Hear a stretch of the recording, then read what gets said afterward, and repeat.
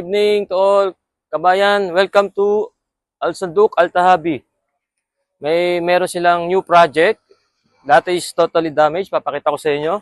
This one. Before it's totally damaged, but now new projects finish. Papakita ko sa inyo. Ito yung painting nila. Dati damaged to. Ngayon, napakaganda, parang brand new.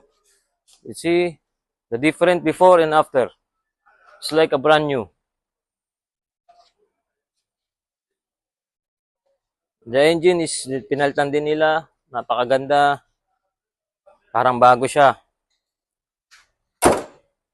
Ito paint nila. Ito yung finished product.